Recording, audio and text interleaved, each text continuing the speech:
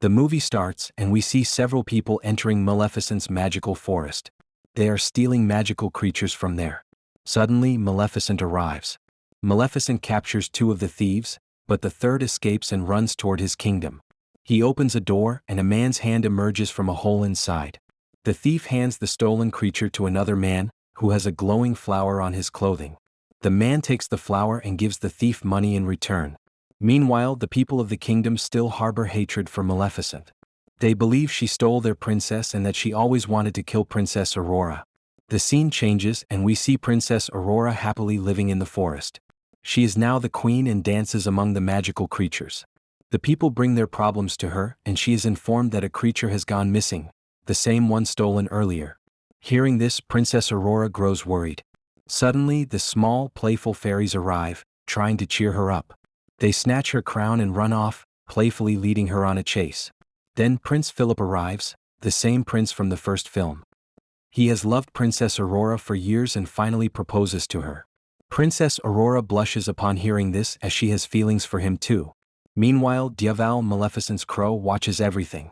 He flies away to report the events to Maleficent. Maleficent flies from there and comes to speak with Princess Aurora. Meanwhile, Prince Philip goes to his parents to tell them he has fallen in love with a girl.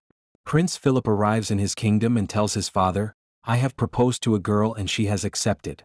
Hearing this, the king becomes happy but the queen grows sad. However, she doesn't show this to her son and reluctantly says, "Very well, we will invite Princess Aurora and her godmother to dinner." On the other side, we see Maleficent talking to Princess Aurora. She says, "Princess, you should think carefully before getting engaged. Boys often deceive."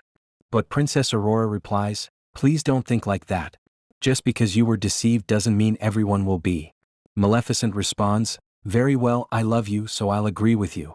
Now we see the day arrive when both families will have dinner. Prince Philip's mother goes to her secret closet. As she walks there, we see it's actually an iron factory. While passing through, we notice a glowing flower and the creature that was stolen by the man. The queen tells the man, "Hurry up and complete your work. Time is short." We then see the cursed spinning wheel before the scene changes. Now Maleficent, Diaval and Princess Aurora get ready in the forest to go to dinner. Princess Aurora looks beautiful. As Maleficent enters the kingdom, all the people become frightened of her and start hiding. Some take out their weapons, believing Maleficent to be an evil witch. However, Maleficent simply enjoys their reactions without saying anything, keeping her smile. Now we see they have arrived inside the palace. The dinner begins. The queen consistently tries to humiliate Maleficent, bringing up painful memories from the past. "You're the one who cursed that princess," she says maliciously. Her words are deliberately hurtful as she continues, "And you've killed humans too, remember?" Maleficent calmly replies, "People from your kingdom invaded my forest and stole my creatures." The tension between them escalates. The king interrupts, demanding his queen to keep quiet. "What are you saying?" he exclaims. Meanwhile, Princess Aurora pleads with Maleficent, "Please stay calm." Ignoring everyone, the queen persists with her cruel remarks. "If my son marries Princess Aurora," she taunts, "who will be her real mother?" This comment wounds Maleficent deeply, as she had always considered herself Aurora's mother. Overcome with emotion, Maleficent spreads her wings, releasing green energy that throws everyone backward. The terrified queen hides behind the king, who collapses to the ground. Seizing the moment, the queen dramatically cries out, "Maleficent has cursed the king." Aurora, fooled by the deception, turns to Maleficent. "Remove your curse," she demands. "Why do you keep cursing people?" Maleficent, heartbroken, replies, "Aurora, even you say this? I cast no curse." But the princess, thoroughly manipulated by the queen, refuses to believe her. As soldiers move in to attack Maleficent, she makes one last plea to Aurora. "Won't you come with me?" Receiving no response, with Aurora choosing to stay with the royal couple, Maleficent flies away in sorrow. Her crow companion follows as they smash through a window to escape. However, another girl loyal to the queen waits outside. She shoots Maleficent with an iron bullet, sending the wounded fairy crashing into the ocean below. The scene shifts to the castle where the unconscious king has been taken to his bedroom. Everyone is worried about his condition. Prince Philip suggests to his mother, "Kiss him on the forehead. You truly love him as his wife, perhaps your love will revive him." The queen makes strange facial expressions, hiding her true feelings. She doesn't genuinely love the king nor believe in such fairy tales. She reluctantly kisses the king's forehead, but he remains unconscious. Witnessing this, Aurora declares, "I'll go speak with Maleficent to remove this curse." She travels to the forest, but the creatures tell her, "We haven't seen Maleficent, she hasn't returned here." Meanwhile, the queen's companion is watching the ocean and spots a mysterious creature rescuing Maleficent from the water. She immediately reports this to the queen. Aurora returns to the kingdom empty-handed, unaware that a magical creature has secretly followed her, hidden in her horse's mane. This creature sneaks to where the previous creature was imprisoned, only to be captured by the same man. Aurora tells the queen anxiously, "I couldn't find Maleficent anywhere. Do you think something has happened to her?" The queen deceitfully reassures her, "Don't worry, she's strong, she'll return." The queen then announces that Prince Philip and Aurora will marry in 3 days. "We want to end all conflicts and make peace," she proclaims. All forest creatures are invited to the wedding. In reality, this is all part of the queen's sinister plan. After eliminating Maleficent, they intend to capture all the forest creatures at the wedding, to remove any opposition to their rule, and take complete control of the magical forest. On the other side, we see Maleficent regaining consciousness. She is badly injured when she hears voices of strange creatures discussing plans to attack humans.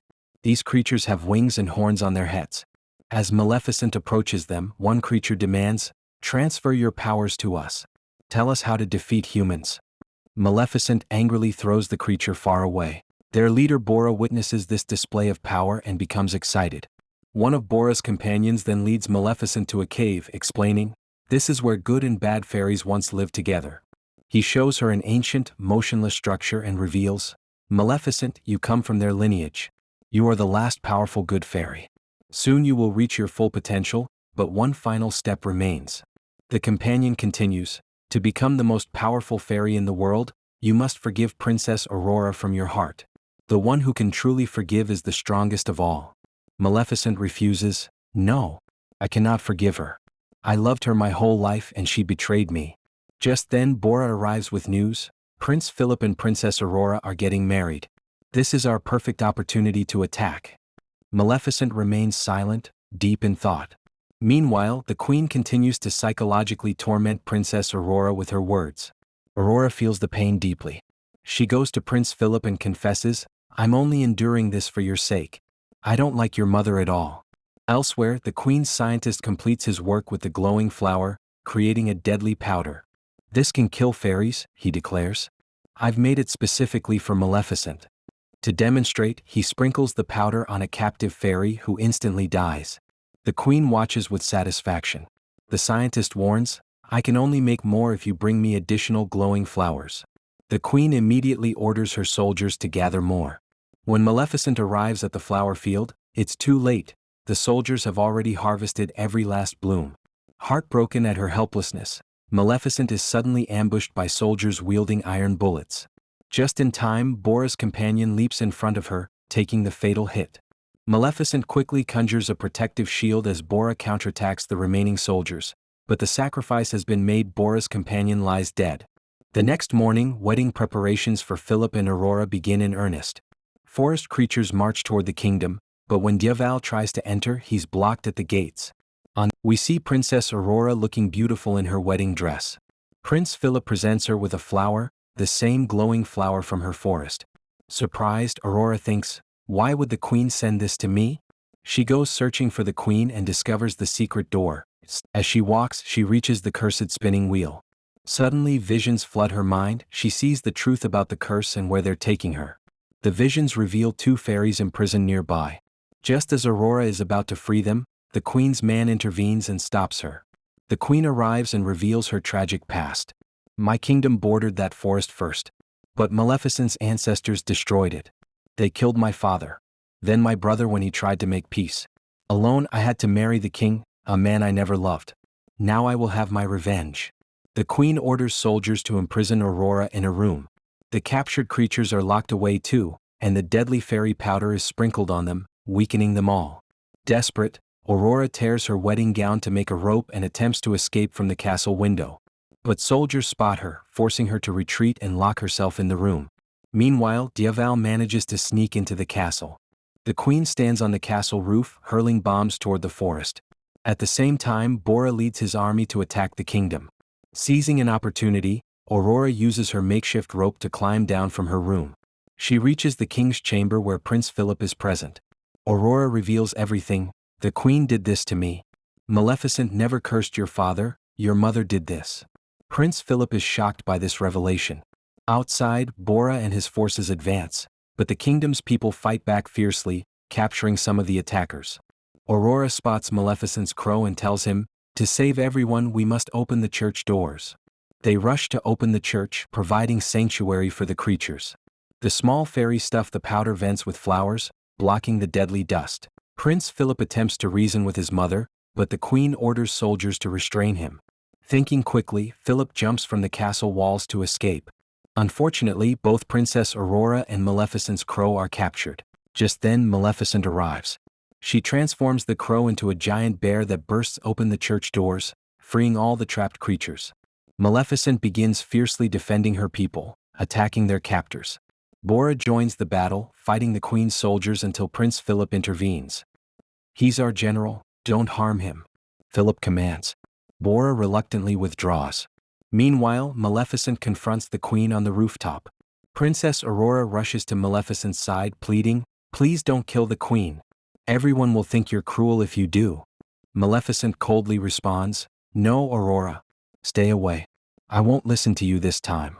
Tears streaming down her face, Aurora cries out, "Please, mother, don't do this." The word mother softens Maleficent's heart. As they share this emotional moment, the queen seizes her chance to attack, hurling the deadly fairy dust at Aurora. Without hesitation, Maleficent shields Aurora, taking the full impact. As the dust envelopes her, Maleficent begins turning to ashes.